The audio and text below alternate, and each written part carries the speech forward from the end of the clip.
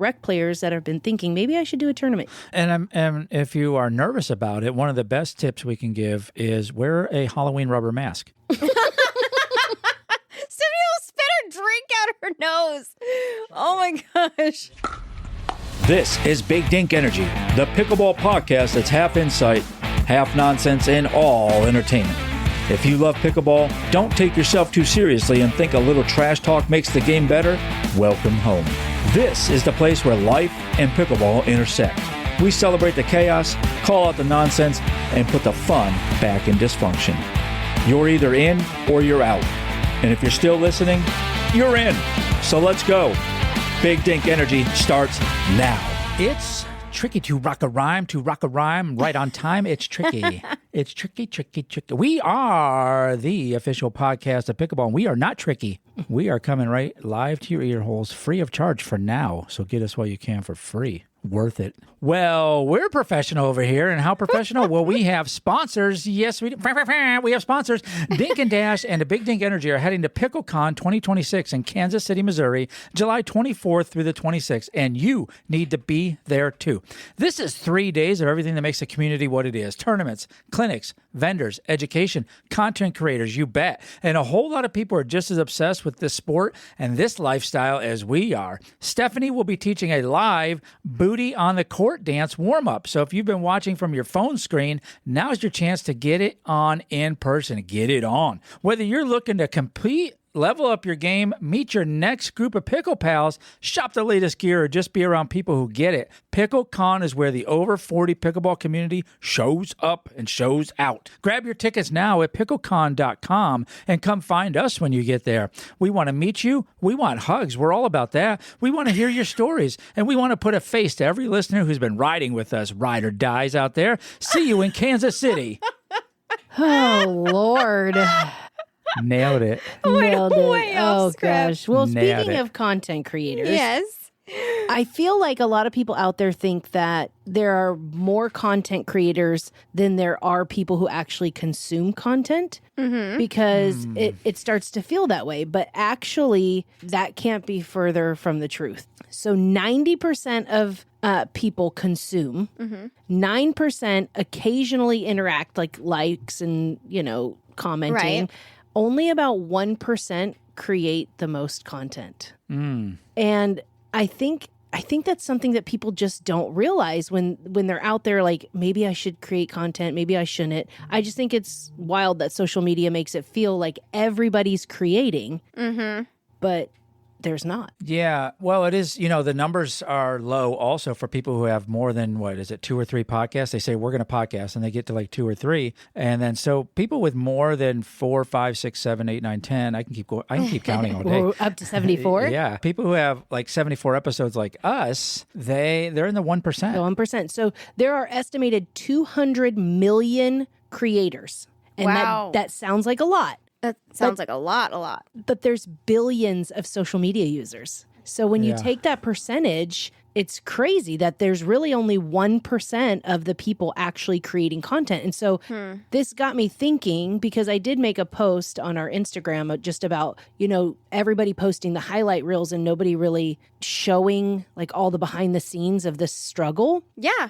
So I kind of wanted to ask you guys, what do you think makes people not want to share? Is it because of fear? Is it because of judgment or time? What do you think the major thing is that stops people from, because I think people at home are like, well, I want to post. I want to post something. And they don't, because something's holding them back. And I'm curious to know what y'all think is the major thing about that, because we have a great story that, I shared on our social media about us only playing pickleball twice before we were like, we're doing this. And Right. And we just bought microphones and just started. And so, yes, it's been a long road, and I shared some of that, but what is it that why will people not do it? I know for me, it's mainly time. It's not that I don't want to. I would love to be in more of our social media. But by the time that I get home from work and I'm done with family time and I actually have time to myself,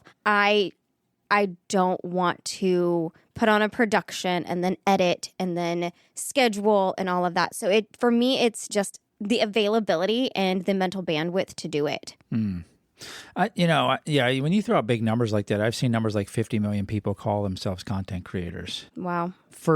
But there's billions of people on social media. So 50 million isn't a lot. Right. In the grand scheme of things, yeah. I think I can go two sides of the coin on this. First of all, people are afraid to crack the camera and turn it on themselves, right? They have a fear of being judged, a fear 100%. of being, what are the comments going to say? I'm not good enough. Everybody carries that with them. Not me, but other people do for sure. I don't mind. I put the camera on me. I don't care. But then there's the other side that you shouldn't. You should not be a content creator. You totally suck at this. Why are you creating content? Who's saying that? I do. Oh. I see some people who should not be creating content. And the ones that I hate, I don't know if this is part of the thing, but the ones who stole a video from somebody and it's a part 2 and they don't post the part 2, they're just reposters. Oh, I don't like that either. I block them. I hope TikTok comes after you. I hope you get the fleas of 1,000 camels in your crotch. Because I'll get started. I'm like, oh, I want to see how this sword is made or whatever, and then it gets to the end and it's like follow for part 2, and then you go to their page and it's like there's no part 2 because it's all different videos. Yeah, you had me for 4 minutes, so I know you got the algorithm picked that up. It's aggravating. But really I guess okay. So here's another question: if Instagram or TikTok hid likes and follower counts tomorrow, do you think more people would start creating? Oh, that's a good one. Because if you think yes, then basically you're saying people aren't posting because they're afraid of what other people think. If you say no, then it has to either come from an internal place then, right? Like their fear or their own personal validation, their own personal stuff. Because I don't know, that's hard. Yeah, if they hid the likes and shares, would more people do it, you think? I know I don't think that I would, because to me, it's like if I'm going to spend all of that time and energy putting it in, like, is it worth it? Is it gaining traction? Is this actually worth me continuing to put the time and energy into? But that's just me personally. I know some people, it would probably be better for them because I know a lot of people are very consumed with likes and comments and how many followers they have. And they get very consumed into that, and it changes them. And then it changes their content. Yeah. So if they didn't have that, they might actually put out more authentic and genuine content and actually receive more followers. Well, also, I think people will see a viral video or they'll see, somebody, post something and it, blows up or whatever. But it took 200-300 videos and posts before that to get there. The whole iceberg, exactly, just everything in life. And I think the biggest thing with Instagram or, social media in general, let's just say life in general, people don't understand compounding. They don't understand it in their finances. Shout out to Wealthfront. Right. They Come don't sponsor us, Wealthfront. Oh, I have an affiliate. But no, seriously, like they don't understand compounding. So they post something, it doesn't work, and they're like, well, that's it. It didn't work. Instead of being consistent. Right. So consistency and compounding, I think, are the two things that help you grow on social media if you want to do content creating. And you have to have patience, with anything, being consistent, that's hard. Posting every day, sometimes 3-4 times a day, takes a lot of work. It really does. But it adds up over time.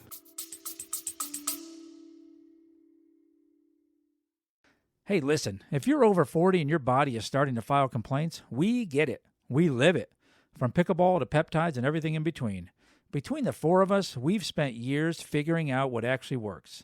And we put it all in one place for you at bdepodcast.com/over40.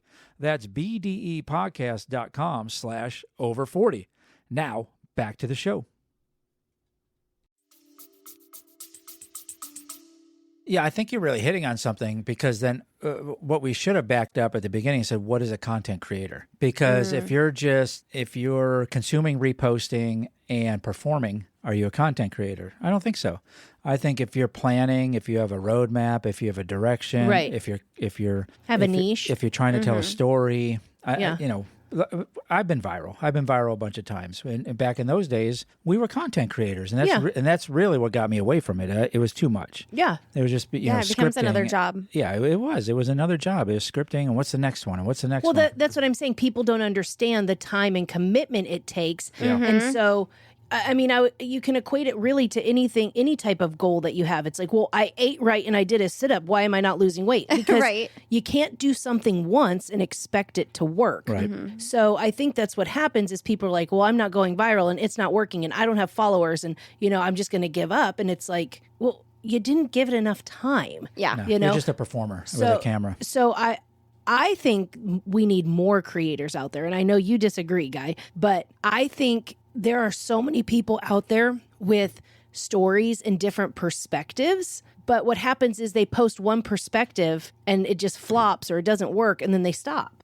It flops, doesn't work, or they get completely torn down because people don't have open minds. Yeah, but you have to be willing to understand that your perspective isn't everybody's perspective. And so if you post that, then people are going to come at you. Right. So maybe that's a part too people don't like, I mean, it's like you can't be a prosperity content creator. Like it can't always be rainbows, roses, and everything's fun and joyful because that's not really how life is. So having, you have to have something that you stand up against, Yeah, absolutely. and you have to have something that you're for, but you also have to have a line in the sand, and I think for us, our line in the sand is we're all about pickleball having fun. We don't really care about the tryhards. Like you're not our people if that's what your whole pickleball life is about, so we're going to resonate with a certain type of people and we won't resonate with other people. You have to be okay with not being liked by everybody. And I think that also hurts people's ego. It does. And a lot of people don't necessarily have that like mental toughness to take that because they'll be like, oh, you're ugly or, oh, you have thin lips. And some people who may be insecure and started posting to try to help themselves with that, that's just going to burn them down even more. Right. I don't really believe, I don't like the trolling. I do believe in sharing your own opinion, but you don't have to be hateful about it. What's that newscaster, the newscaster lady? She's amazing. Oh, Carissa Cotto. Yes, shout out to her because she gets trolled all the time and she reads them online and she's hilarious. Oh, I love that. So she's found a way to flip it. Yeah. So I guess you're right. I guess it does take a certain type of person to do it. But if you're out there and you want to create content or you're thinking about making pickleball content, you just have to do it and do it consistently, even if that's 3 times a week, 4 times a week, whatever you want it to be. But you have to stay consistent about it. You can't just show up one day and post a video and then 6 months later be like, why is it not working? Let me try one more time. Agreed. So, but just know that there's not a lot of content creators out there if you actually think about it. So 6-minute abs. 6-minute abs. Is that what about 5? Is that your next one? Yeah. Go for it. No, that's a great take on it. And what is it? Who's a content creator and who's just a reposter? Who's someone who has AI and some CapCut and you're just, putting out slop? Let me just go off on a little tangent here real quick. Go for it. Another thing that my line in the sand is I do not like AI clones.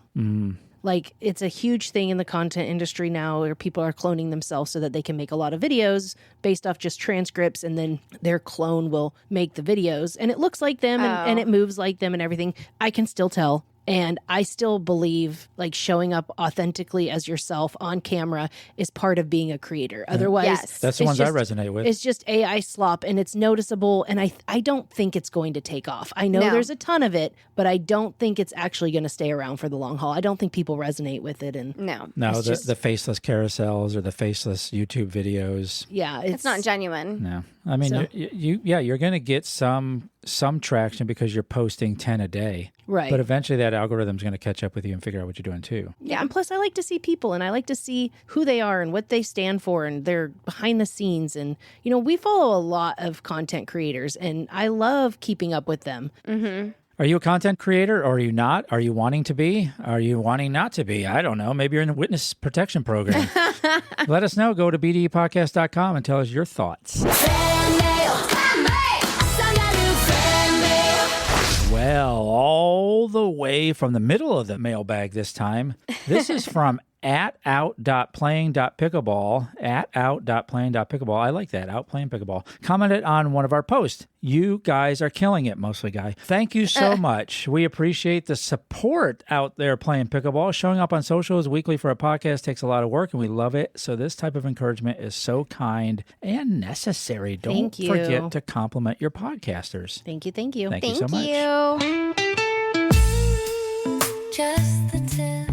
Just the Tip, quick pickleball wisdom in and out before you know it. This week, your Just the Tip comes from Sun City Pickleball, who says, put the ball in play, then just let your opponent mess themselves up with all their fancy shots. And I love this tip. Yeah. Yep. Wait, and hey, we visited Sun City Pickleball in El Paso, and they were so amazing. Great people out there. Great interview, too. Go back and find them. Yeah, just amazing people all around, and I just love that tip. Just the tip. It's time for Pickle Pals. Easily one of my favorite segments here on the show, but today's guest is a tournament grinder, media producer, Army vet. We'll talk about that for sure. And a Bronx native who doesn't think Niagara Falls is in New York. Calls himself the Grease. I'm sure we're going to figure out that. And he's got 0 sponsors, which means he can say whatever he wants. Maurice Hacksaw founded All Court Media, plays competitive pickleball, and has unfiltered opinions on DUPR, so do we, live streaming, and the veteran community. Fair warning, he doesn't know how to act. Maurice, the Grease, thanks for being on the Big Dink Energy podcast, my man. Yeah, thanks for having me. What's going on? Oh, man, we're loving it. Well, I mean, obviously, we're 2 Texas boys here, and so immediately the first thing people think when they think Texans is humility. So we're definitely not going to talk about how great our state is and how many pickleball courts we have and how we dominate everything. Basically, yeah. So, obviously, the first thing right off the bat, we've got to hear the story of the Grease. How did we get Maurice the Grease? Now, I can guess maybe some Army flavor in there. You get a nickname. You don't get to pick a nickname. People just pick a nickname for you. But how did we get to the Grease? It was a funny story. When I was stationed in Colorado, that's where I found pickleball. And I seen these people, playing in like this dumb sport with a goofy name. And, the Pikes Peak Pickleball Association, they had these name tags. And I was like, yo, they got this little space there. Like, and then, after I fell in love with it, I was like, you know what? Let me get a name tag. And they had the little space. So I was like, you know what? Let me see if I could put something in there. So I thought Maurice the Beast. And no, that's lame. So I fell on Maurice the Grease. And then, a few months later, they sent it. And then boom, I'm born. Nice. Yeah, I have an origin story sort of like that that I'm trying to get away from. On the Swish app for some of the tournaments, they use a Swish app, and I was just goofing around with it when I first set it up, and I just put Dill Daddy in there, and I cannot figure out how to get that. So every tournament, they're like, "Who's Dill Daddy?" And I gotta like raise my hand in the crowd, be like, "Oh, that's me. I don't know how to fix it." Wait, people still use Swish? Yeah. Wow. Yeah. But I mean, the Grease probably applies though, right? You're a 4.5 DUPR, but you've got some feelings about DUPR too, right? Oh man, that thing is so inflated, especially when it comes to Austin pickleball. Yeah. There was a tournament a few weeks ago where Houston came over and just beat the brakes off of everybody in Austin. So I mean, you take it for what it is. Yeah, and I tell people all the time, I'm a solid 1.5. If DUPR ever wants to go that low, I'm your spokesperson for it. And so when we play in those scrambles, I know people, and I was, to back that up, I had to have a full knee replacement. Thank you, Uncle Sam. So now I'm playing a little bit better. But I knew in some of those scrambles, people were like, he's going to bring my DUPR down. And I probably did. I couldn't go much lower than I already was. And so if you partnered up with me, I was really sorry for you. But I told you up front, I'm like, hey, I'm going to suck, just so you know. Yeah, fair enough. So you said Utah has the biggest concentration of 4.0 and above players. Florida has the largest population, and Texas definitely has the most tournaments. You kind of break that down, what that means for the rating system. So what it means for the rating system is that a lot of 4.0 players in Texas, if they're getting a lot of tournaments in, they're just constantly playing. They're constantly playing each other because Austin people just don't travel for some reason. So They're only playing each other. So they're sitting there thinking that, oh, well, I got this tournament, I got that tournament, I can hang or whatever that means. They think that they're, at one level, but then Utah, they have, actual skilled people over there at 4.0. So when they come over here, they beat the brakes off of Austin. You've seen that in, what is it, TKO, the Kitchen Open? Yeah, where a bunch of people just came out of nowhere. Like, I mean, there was only one team left in the first TKO that showed up. There was only one team left in quarterfinals, and there's no mistake. Like, I mean, 5.0s are good, but like they're not outside of Texas good. No, and the other side of that too is we see the sandbagging too, right, on the DUPR. Hard, I mean, not all that hard to do, really. And I've been in some tournaments where I definitely know that person is a 3-5, right? But so why are you up here on the top courts with people like me? Wait, so, it's only because you want to stand on the podium. wait, hold on, say that one more time. So they sandbag their DUPR, right? They'll kind of game the system a little bit because you can game the system and make your DUPR look lower. Yeah. But you're really an upper level player. Yeah. And so then you'll go to a tournament, your DUPR on the screen will say you're lower, but you're really a 3-5 or above. And I think you just want to stand on the podium and look superior. I mean, maybe, yeah, but at a certain point, if you keep winning, your DUPR, the old algorithm, when I got my DUPR, you only went up when you won. But now this DUPR is like this algorithm already encourages people to play up. Because, I mean, you don't have to win. You just have to perform well. And performing well just depends on whatever DUPR's feeling at the time. Like, hey, 4 points. Yeah, your DUPR's going to go up if you're playing against somebody more skilled, say like somebody a few points above you, or even like 4-0 or something like that. Mm-hmm. Yeah. So if you had the magic wand of DUPR and you were going to change it or redesign it, what would be the changes Maurice would make? Oh, I would make like at least 10 changes, and they're all get rid of it. Yeah. I love that. Number 1, get rid of it. Yeah, get rid Number of it. 10, Yeah. still get rid of it. Yeah, if you can, if you're that good, then you should win. That's it. Yeah. Yeah. I love some of the companies out there that do the ladder instead of a DUPR, right? And so you just keep moving up and keep moving up, but you can be easily put down a peg too. Yeah. And that depends on your partner. Yeah. You got to get a good partner, because, I mean, oh man, I've had some people where they said like, oh yeah, I played plenty of tournaments. And then I'm looking at their backhand like, oh my goodness, we're going to have a time. Yeah, that's me. I'm excited if a backhand goes over, you know what I mean? It doesn't turn into a lob. Yeah. Oh man, I hate lobs. I hate lobs so much. Yeah, I think I think people hate lobs more than they hate being body bagged, realistically. Yeah. I think you have a chance at the body bagging. Like you could maybe defend yourself, but the lob is all, I got to run and then I got to find the ball again and hit it. Yeah. The only thing I hate more than the lob is somebody using a tweener. Like, yeah. What do you, ESPN is not watching. Yeah, I know. Like, calm down. Yeah. You know what I mean? Take it easy, let's buddy. get some rallies going here. Let's get some rallies. So you founded All Court Media during the pickleball explosion. So kind of give us the origin story of that. What was the need you saw that wasn't being filled, and what do you guys do about that? So I founded that by, it was just me and my phone, really, where a friend of mine wanted me to live stream some of the tournaments. What is it? What was this tournament? It was from Baylor. Yeah. It was Paul Underwood. Yeah.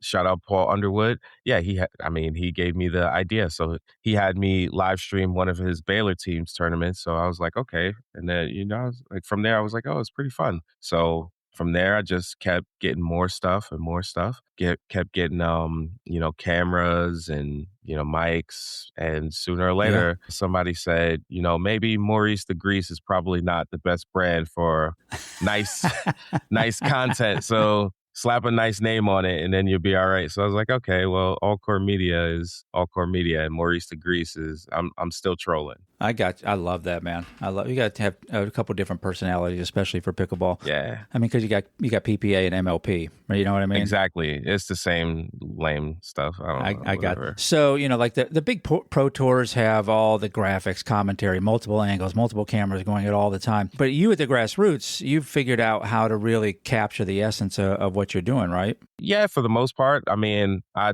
just look at PPA, APP, steal their techniques as far as video editing, video production, multi-camera streams. I look at Power Play. Oh my God, this story. So as soon as Power Play came in, they messed up my whole flow, because everybody and their moms just sent me text messages saying like, hey, did you see Power Play? See Power Play? And then they're basically comparing me to Power Play, because, I'm pretty much the only live streamer in town that they've seen. So, they're doing all of this pro level stuff and they're comparing me to, my one little dingy camera and stuff. So, I had to evolve. So, That was Sure. pretty. Yeah, I mean, it was a nice little competition to be able to force me to evolve. So that was good. Yeah, yeah, people are always worried about, you could certainly keep looking over your shoulder and looking in the rearview mirror at competition as like, oh my gosh, they're going to crush me. Why am I even doing this? But I've always kind of embraced competition. Like, man, this is going to make me, as far as I'm concerned, it's going to make me drive harder. It's going to make me go at it from a different angle. It's going to make me be unique. It's going to make me deliver. Oh, you know yeah. what I mean? Yeah. And I'm sure, so your Army background probably helps with some of that too, right? Oh, yeah, most definitely. I mean, you can't have somebody just pass you up. Yeah. I mean, I was in there. I joined late. I joined at 26. And then a few years later, I'm sitting there as sergeant trying to run after these 18-year-olds. And and then my supervisors, I mean, my sergeants and everything, they don't want me, getting passed up by these 18-year-olds. And I'm like, but I'm 35. Yeah. They're like, we don't care. Run faster. Yeah. So grind harder. Yeah, I love it. Yeah. Great. I mean, that's why realistically in the middle of the night, you have to kneecap some of those guys, right? Just bash their knees in the middle of the night, right before PT. Oh, yeah. Why is your room the dirty? Nancy Kerrigan, man. Just stress them out. So now are you monetizing your live streams now? Yes. All right. Yeah. At first I was starting off just gaining content. I actually did a minor league pickleball, and that blew up. So that really boosted me for a little while. I'm hoping they call me back, but I mean, hey, let's talk. Yeah. No, I mean, and I like that league because I think somebody in that league is so hungry. Oh, they're so hungry for the next level. So good. Oh man, the competition, the camaraderie, the energy. Oh man, the trash talk, everything is so good. That's what I love. Yeah. That's why I gravitate towards MLP just because of that. MLP to me is the guys in the stands with the beer hat. They got 2 beers and a straw going down to their mouth, man, and just painting pickleball symbols on their chest, their bare chest and stuff. That's kind of MLP can move a little bit further that way. That would be awesome. Yeah. That's. I remember my first, minor league. It was just so electric. So much to like. I was sitting there thinking that I was good, and then I seen these kids just doing the most, and I'm like, you know what? I guess I'm not going pro, but this is some good pickleball I can watch. Do you get out to the Austin Pickle Ranch? Not lately. I'm actually going tomorrow evening with a buddy, but I mean, it's all right. They had I think it was last year, and maybe again this year. I didn't check. They had an MLP event there, and it was really great. There were tons of vendors. We got the volunteers, so we got to go everywhere behind the scenes, all access kind of stuff. Wait, really? Oh yeah, and they'll take volunteers. So next time it comes around, I definitely recommend that. Be a volunteer at the MLP event at the Austin Pickle Ranch. You'll have a good time. Oh, volunteer for Tom Dundon, huh? Maybe. Hey, they fed us. So. Oh. You should have led with that. Yeah, I know. I'm gate kept that thing, man. I'm sorry about that. One of the things, and we've talked to a couple different people on here that are doing a couple different things, and we talked early before I rolled the cameras about the veteran community. How do you see pickleball as maybe factoring into the veteran, especially on the mental health side? Do you see that as a positive, or we should be doing more of that? Massive positive. I think that if you're more focused on this light yellow or light green stupid little plastic ball, I mean, it's like, I don't know what it is, but it just takes a lot of the things that you're thinking about and just kind of disappears while the rally is going. I mean, you're having fun, You're getting out there. I mean, a lot of veterans, they get out and a lot of them gain weight and they lose that direction. And then, unfortunately, a lot of self-deletion happens. So yeah. And a lot of emotional support is not really there. A lot of community is not really there. They don't really know what to do. But, when you come to pickleball, it's like, it doesn't matter where you're from, who you were before, just come in, bring your paddle. If you don't even have a paddle, just come in. Yeah. And then if you don't feel like talking about your problems now, that's okay. Just come in, hit this stupid little ball, have some fun, get some laughs, get some sweat in, and then you're good. And then, from all the combat injuries and things that, we've had and like wear and tear and things like that, it's not like tennis or basketball where you're going to beat yourself up. So yeah, highly recommend it. Yeah, for sure. I mean, there's very few communities that are as embracing as the pickleball community. Now veterans, hear me on this. There are those ones or twos that are kind of gatekeepers, and they're standoffish. But you had that in the military too. You had those jerks in the military. But by and large, the pickleball community is so embracing, so open arm, and like Maurice said, you don't even have to show up with a paddle. People carry 5 or 6 paddles with them as it is. I know my wife specifically. If you find my wife anywhere, 18 people could play with my wife because she has 17 extra paddles. I'm just letting y'all know. And so, and the endorphins, the dopamine, all the great chemicals are there, and it lets you forget, the things that are weighing you down. And those people, they'll ask you back. Hey, come back tomorrow. Come back this day. Hey, we're playing on this day. Get into a tournament then. You're right on with that, Maurice. It gives you a chance to put down those burdens that you're carrying and just disconnect for a little while. Oh, yeah, absolutely. I mean, and not to mention, it was a pretty good outlet for me to talk trash. Because, I mean, gosh, all the times in the motor I can pool. I can always tell when I'm playing with another veteran or another first responder. Now the military guys, I think we're better at the trash talk, but the first responder community is pretty good too. I mean, we've got some pretty good trash talkers out there. Oh yeah, especially, oh man, I played with a few cops, a few firefighters. Yeah, it's great. Yeah. How did you get to pickleball? How did Maurice find pickleball? Oh, I just kind of stumbled onto it when I was, sitting there. I was just military woes, life happening. And I'm in Colorado. I'm stuck in my room every day without direction unless I'm going to work, putting a uniform on. But when I took it off, I'm like, who am I? Like, what do I do? So sure. I was stuck in my room for a little bit, for months actually. And then for some reason I just said, you know what, let me get out there and do some kind of community sport or whatever. So I joined an adult kickball league, and I found that. Oh man, that's awesome. Yeah. Oh, it was so fun. But I mean, socially, I was competitive. It's just socially, I was just so scared. Like I was like, what? I didn't know what to expect, and I deployed. So I'm like, what? Yeah. What? Why am I afraid? I was so nervous. Yeah. So I join it. These people are so nice, welcoming and everything. And I mean, especially for somebody who's like, I'm in Colorado. There's like maybe like 3 black people there. So I'm nervous as hell playing kickball. Black people don't play kickball. Yeah, but you guys get picked right away. Yeah, exactly. Oh my God. All the time. Like, what? I didn't play soccer. I'm not. What do you think I can do? Yeah, it's really good to have that community. And then, what's the name? This one lady, she said, Peggy. Oh, that's my pickleball mom. So one day, it was July 3rd, 2019. And obviously, I know this because it's the day before July 4th. It's my pickleball birthday. We were supposed to, so the league that we're in was supposed to have, we did a bye because they figured that everybody was going to be away for the holiday. So then I was like, okay.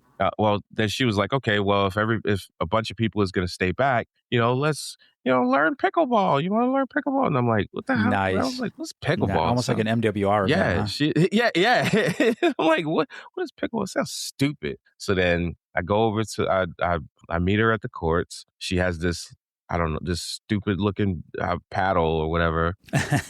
And then these weird balls. And I come over there and I'm like, why are the tennis courts so small? Like usually they're bigger. And then, I mean, the rest is history. I started hitting the ball and I'm like, oh my God, this is amazing.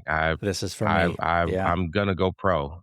Nice. From the first day, I love it, I'm going to go pro. I did not go pro. That's okay.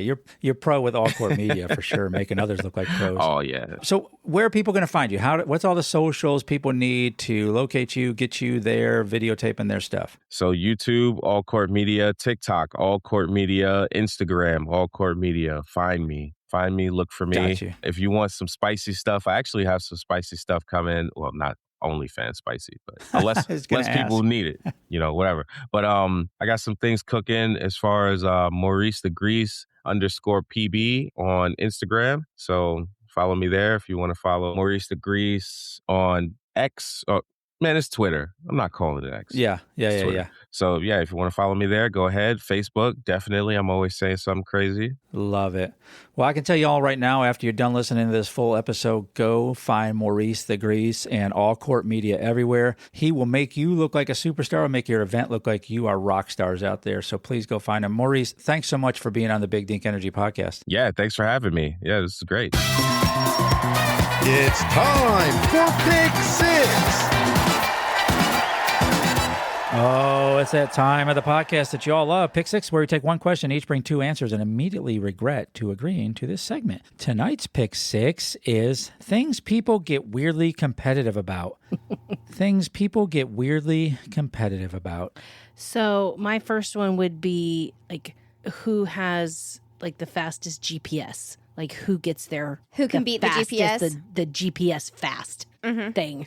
Okay. Everybody. Okay. Yeah, I do. Yeah. I do for sure. I know you do. I do yeah. as well. I'm like, how can we beat the GPS? I do for sure. Mine is going to be who got it cheaper. I'm always competing to see if I can get the bigger discount or have the best coupons. You are. I'm You're like, always like Rakuten, this and that. I'm and like, you honey. get 2% cash back here. You can get this, this, and this, and this. And I got this for like $3. And look how cute it is. So I'm always on the hunt for the best deal. And I will compete with people to get the best deal.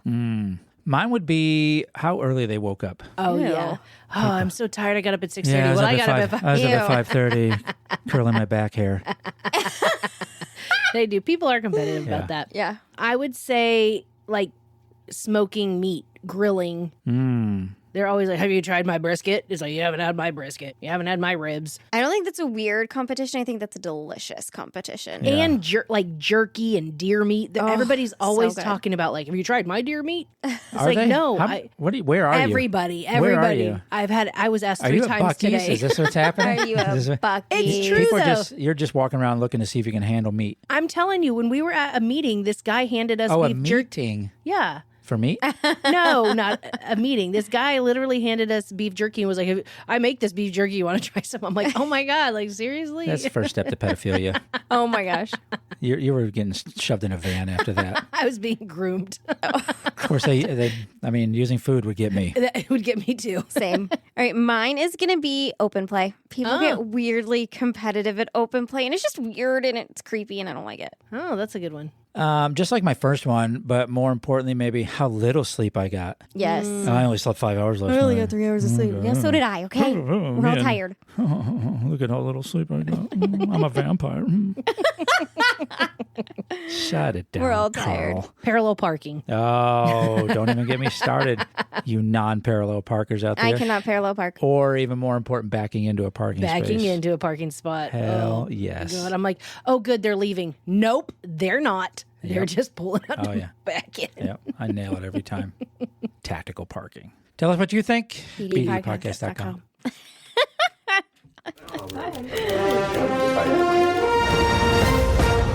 News you can use.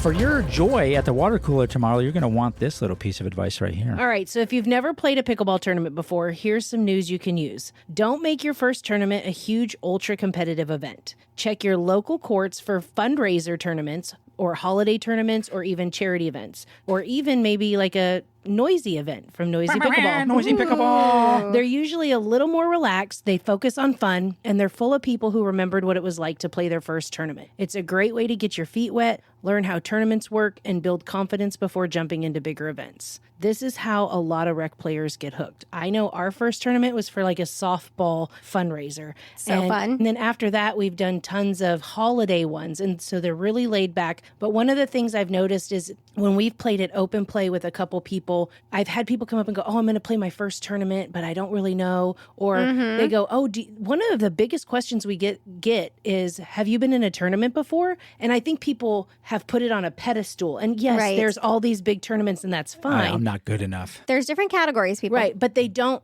realize that there are different levels and then there's different styles of tournaments. Like the holiday ones and stuff that your local court puts on. This is a great way. And so I really want to encourage rec players, even if we only played twice before we did a tournament. Yeah. And we played with the wrong rules in our head. We were completely wrong, but we had so much fun. And then it kind of just broke the seal. Yeah. And it's like, okay, well, we could do another one then. I mean, if we could play completely wrong, then we can definitely do another one and play right. So I just want to encourage people out there that are rec players that have been thinking, maybe I should do a tournament. You absolutely should. Mm-hmm. Yeah.